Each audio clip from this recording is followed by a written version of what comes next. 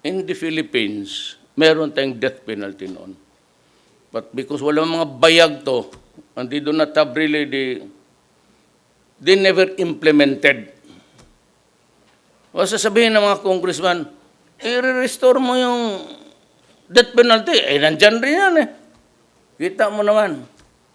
Kasi yung mga leader, hindi talaga in-implement.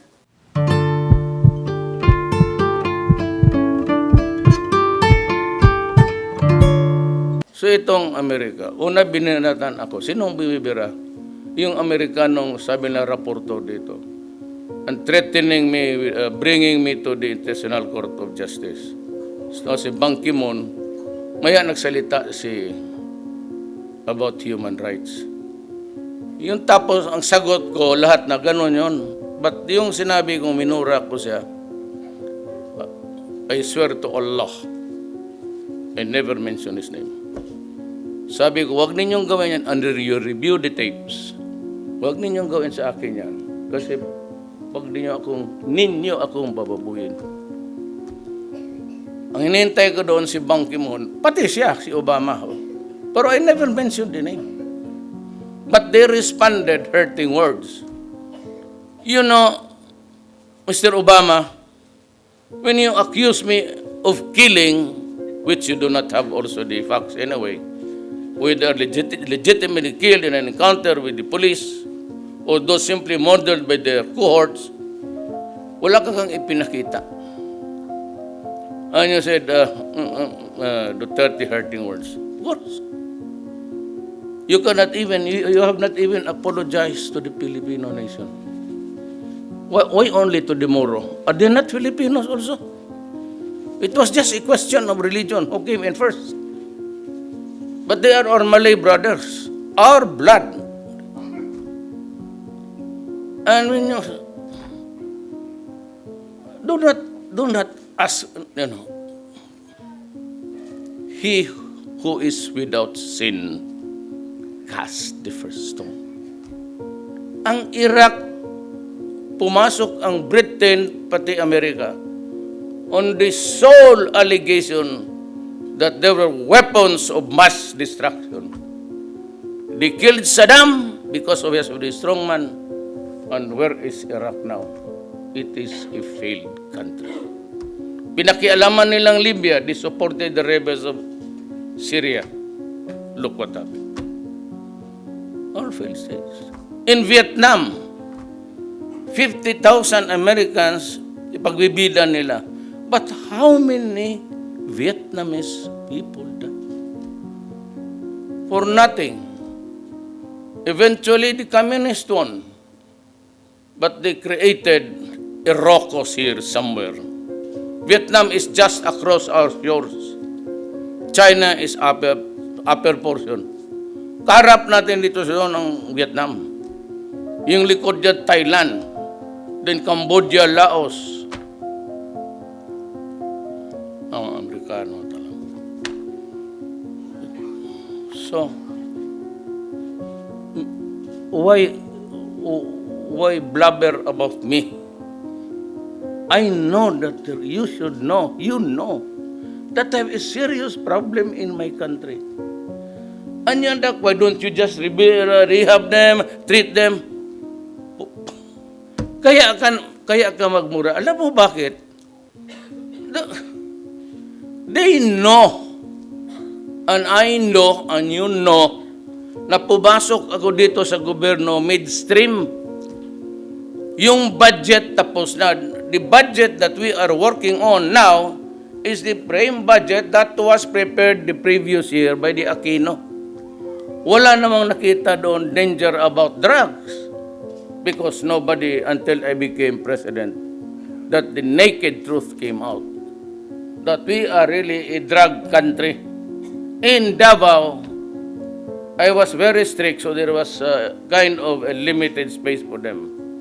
And besides, totoo yan, I turned straight to them. Sinabi ko, pag ayaw niyong umalis, talagang papatayin ko kayo at pinatay ko. So, what about? So, what's your problem about killing people, criminals, destroying? the next generation. It's not just the youth of the your neighborhood. You are actually compromising if you do not do anything now, the next generation of Filipino. Because then, by that time, drugs would be uncontrolled and already would have it's widespread. So how many? Newspapers keep on tabulation. Ngayon, 1,000. Gawin mo na ng 10,000. Puro mga drogista. Saan ang drug lords? Hindi lang ninyo alam. Really want to know saan yung drug lords? Na hindi taga rito. Ang drug lords dito, hindi atin. I would not even an eyelash. Mga in-check. And they are now operating outside. They have this digital map of the Philippines and they can direct the operation. Yun dito, ang mga naglaro, sino? Mga police o na. Tapos sabihin ninyo, maliit masyado ng problema because it's a simple matter. It is a medical issue. Really? If it's a medical issue, what we do now? What should we do now about this 3 million? They're all unaccounted. Yung 700 lang nag-surrender kasi takot. So why? Anong sabi sa interview ni ANC kapon, sila si Teddy Boy pati. So why most of them surface? Because they feared for their life. That's the problem. In the Philippines, meron tayong death penalty noon. But because wala mga bayag to, and they do not have really they never implemented. O sasabihin ng mga congressman, i-restore mo yung death penalty. Nandyan rin yan eh. Kita mo naman. Kasi yung mga leader, hindi talaga in-implement. Kung ako ang nag-leader noon, at nilagay niya ako for the last 17 years,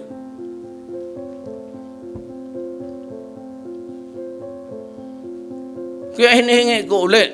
Kaya the argument is, wala, may death penalty noon. Wala man. Wala namatay, wala. Kasi walang, you removed actually the essence of criminal law is the fear to violate the law. What prevailed was not the fear of the law, but the impunity and the absence of accountability. Kasi pag general na, pag gobernador na, pag mayor na, walang maglapit kasi takot. O kita mo ako, sinabi ko, bigyan ko kayong 24 oras, papatayin ko kayong lahat. Eh, di gobernador mayor, takbuhan sila, pawis-pawis. Kasi walang takot. Maski anong, however you bring the matter to a physical or medical or a spiritual issue, for as long as the essence of fear is not there, fear of accountability, may papanagutan. Kaya gusto ko nga death penalty. You answer for your deeds so that you will not be prevented. If you do it, there are lawyers here. There are two theories of criminal law, criminality. One is the positivist theory. Ito yung sa Amerika. He can be rehabilitated, returned to the mainstream of society. O, tita mo nakikita. Rapist, pasok. Rape, labas. Ang atin klasikal. Ako klasikal ako. An eye for an eye, a tooth for a tooth. That's the basis. Nagkasala ka, kung may death penalty, kasalanan mo yan. Kasalanan mo yan. Kasi batas eh. When we are only 2 or 3 or 4 or 5, o isang barangay o isang syudad, pwede yung possibility theory mo. The imported European mga EU na you cannot trade with them if there is a penalty of death sa mga criminal logbooks mo. Ito mga kahipokrito. It was Britain and America who entered there. Who divided, by the way, the Middle East? It was France, America, and Great Britain.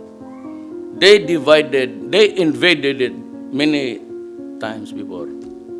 Got the control of their oil and this partition at yung Iraq, Iran. Huwag na tayo magbulahan ganon. Sumakay itong si Obama, sumakay si Ban Ki-moon. Dito sumakay. Alam mo kung ninong laro ito? Ayaw ko lang sabihin. Yellow yan. Dito na lang. Anak, hindi ikaw ha? Indamit mo lang man. Sorry ha. Sorry. The dress has nothing to do with it. Sinakyan na uli. They can think that if they can build a case against me, I'll be impeached. My God, I'll tell you frankly. When I assumed office, sabi ko, in this quest of mine, I am prepared to lose my honor, my life, and the presidency. It does not mean anything. If it interferes with the basic principles of my life, my values are not good as yours. Yan ang sabi mo.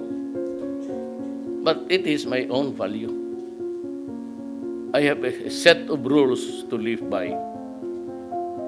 I've been true to that since I was a young prosecutor. I became a special Tanod Bayan prosecutor for how many years. Became the vice mayor, and mayor for 23 years, one time a congressman and one time the vice mayor of my daughter. I'd like you to know that I have lived by the values that I have believed in. Good. Dito, it will be clean government. There will be no corruption. I will not tolerate it. Pag hindi ko kaya, mag-resign ako. Pero patayin talaga kita muna. Di ba ka didadamay, may hinihiya mo ako eh. Another reason myself, it's the fault of... Ito nandito si George.